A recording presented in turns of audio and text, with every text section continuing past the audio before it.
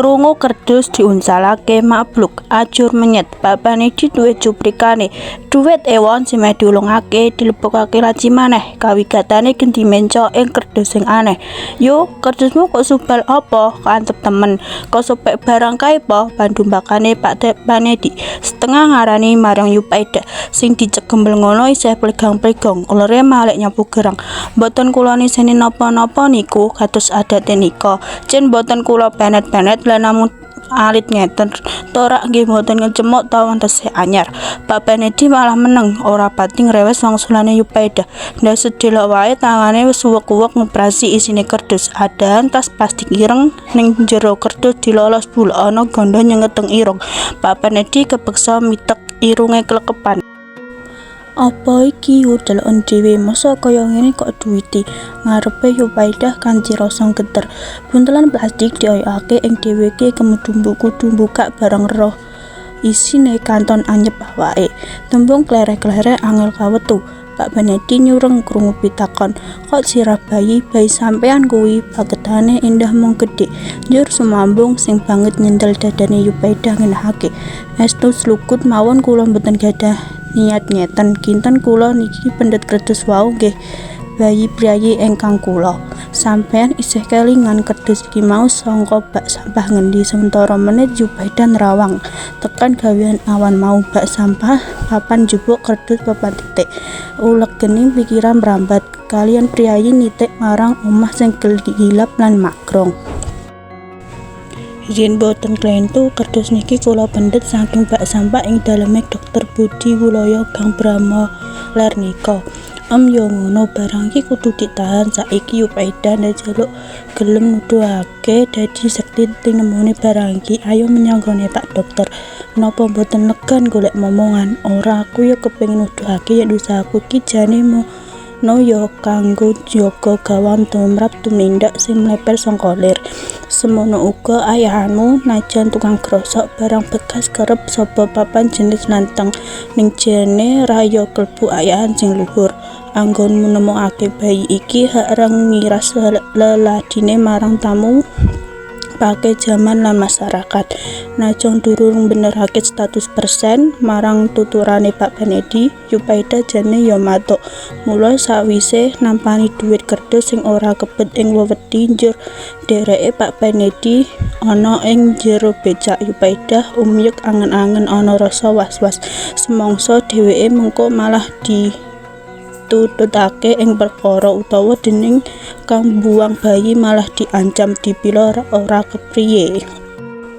Tekan gone Dr. Budi Wuloyo jan wektu nanggo mula Pak Panedi yo gojag-gajig kuwatir yen Pak Dokter lagi ngaso ning bareng dinara sing mulur sedina yo mancet bae ora let suwe ana pawongan metu mbukake lawang. Pak Panedi lan Yupaida njur dikon nunggu sedelok sakjerone nunggu metune Pak Dokter saklaurane klesak-klesek ora tuntas sing digagas.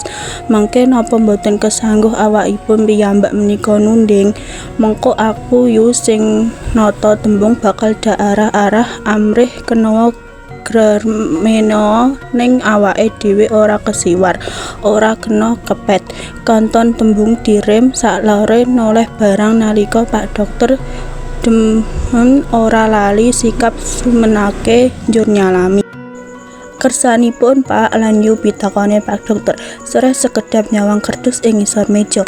Pak Panedi isih kaya wong kesandung watu sempluk eta-eta ngkur dengkul sing ora gatel jane mau nganggo nyambung suwe-suwe tembung temoto alus mlipir-mlipir busana terus jeblos kondo tanpa tendang aling bareng bukti. Kerdus sing isi bayi meh loyok diurekake pisan. Krungu kandhane Pak Panedi, Pak Dokter isih mbungkem mung age nyeret kerdus dibuka mbah merga apa Pak Dokter sing biasanya sabar telaten ngadepi pasien detik iki emosine melunjak. Dadi yen ngeten sampean ajeng golek perkara penyujae Pak Dokter tajam. Pak Panedi genti noleh Yupaida ora kemucup. Napa ajeng nuduh tuduhane ajeng ngestokake jeneng kula? Mboten Pak.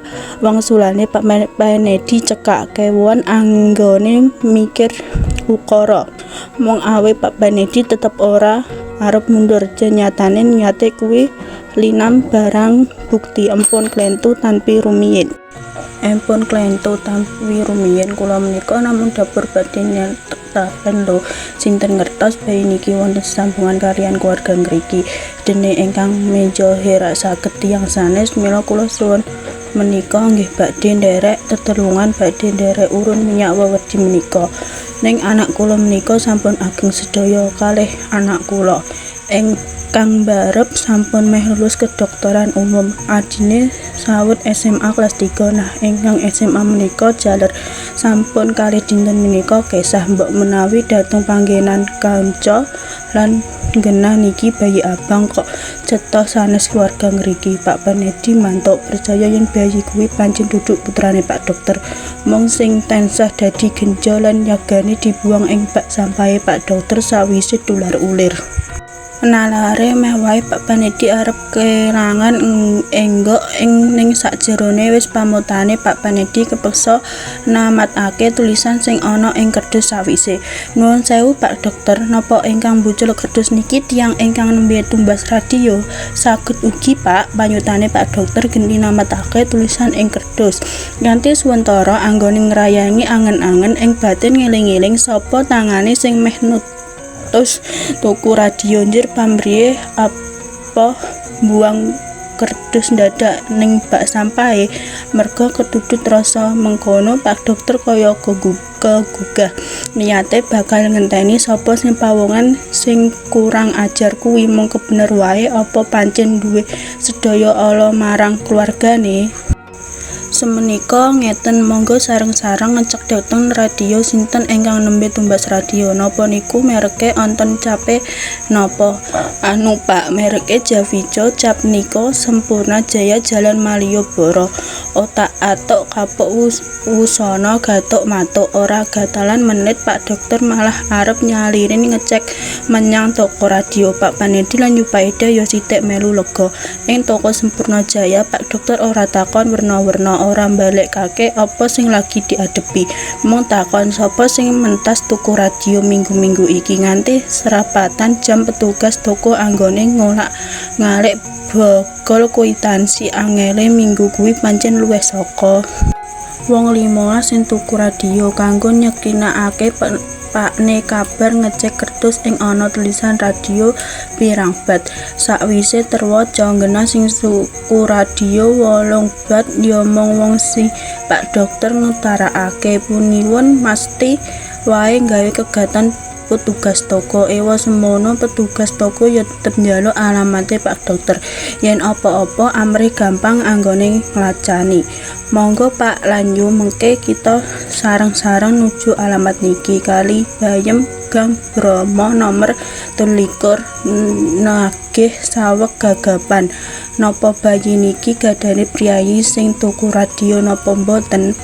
Wan untangipun gampil pun cak menika wae ning nggih perlu atos-atos sinten ngertos mengke klentu saged ugi awakipun piyambak malah klebet wuwu.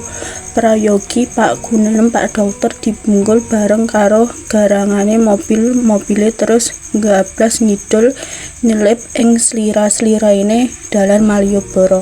Tekan alamat sing dituju rodok munggah-munggu jebule omahe ya ora kalah karo gedhonge, malah kepara luwih apik kuwi. Pak Dokter banjur kelingan ceritane putrane sing SMA.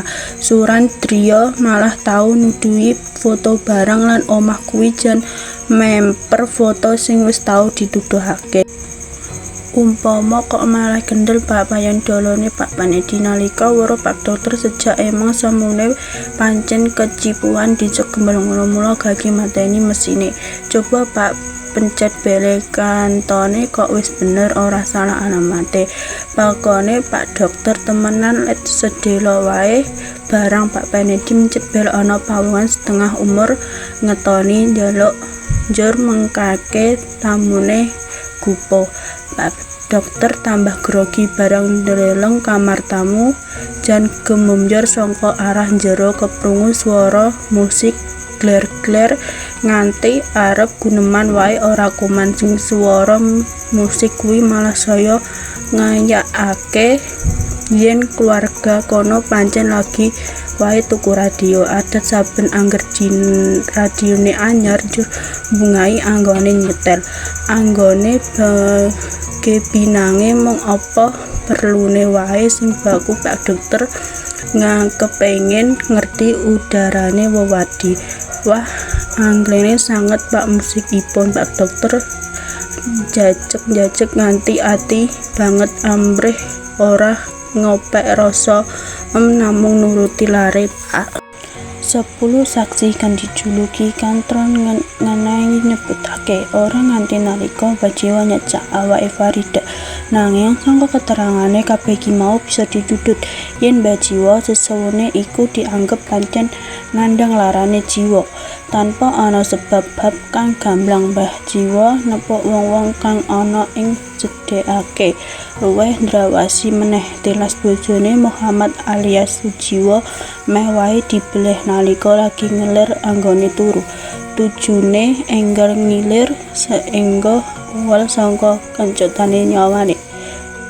Keterangane luwih kuat ameh ditampa saka saksi ahli Dr. Mawardi kanthi cukat Trangginas Dr. Mawardi rintelake yen tumindake Bajiwa mau uwal sangka kesadarane diakoni rampung ngasokake niate. Bajiwa kahanan sadar sehingga nalika wong-wongan padha mlebu omahe Bajiwa aluk kaya-kaya ndelikake tumindak alane, malah dheweke etok-etok turu nalika omahe digrebeg wong akeh.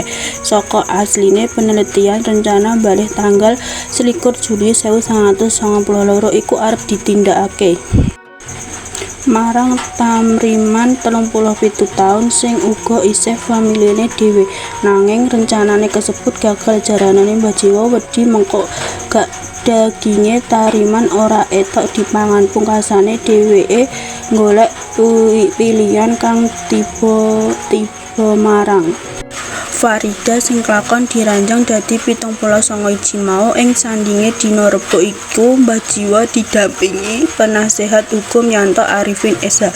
Bajiwa tetep mlegang ngurukake tuntunan iki awit migunakake basa Indonesia kang mengko Bajiwa dhewe babar pisan ora Jawa karo basa nasional kita kuwi.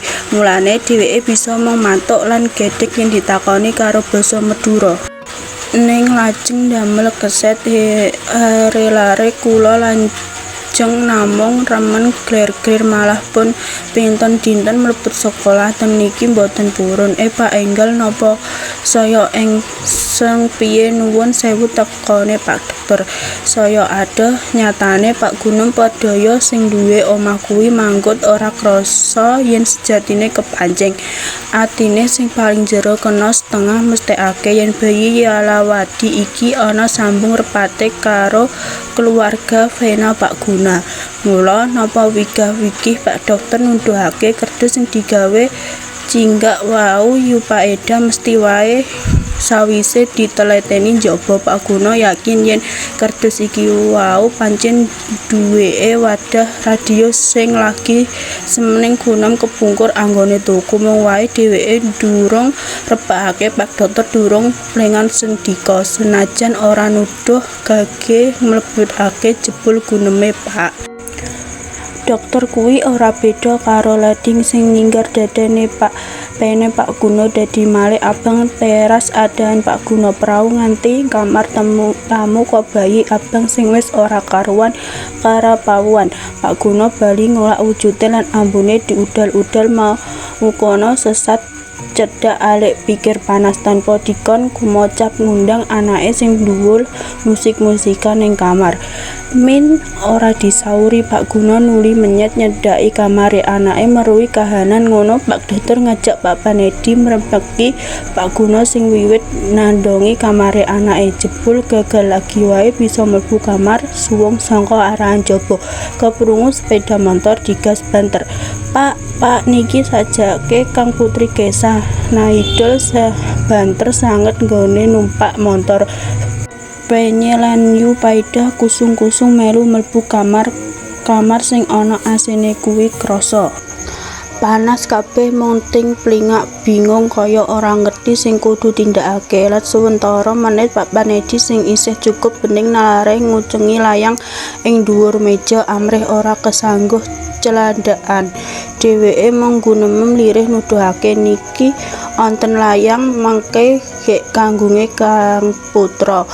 Kula aturi maos monggo kula tak ngoperasi nglebet lemari mengke gek kesanahipun bakta sendangan menapa Pak Gunoh nyelamet layang tipis ulungake Pak Panedi.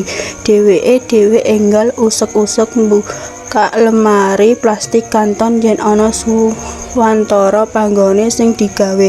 Kanthi bukti kuwi Pak Gunoh bisa mesthekake yen lungane anake pancen ana apa-apa. Kula waos nggih sawise jemen barang layang Pak Panedi basa-basa njaluk ijin maca rada sore karepe sing dek mau kono yo ngerti.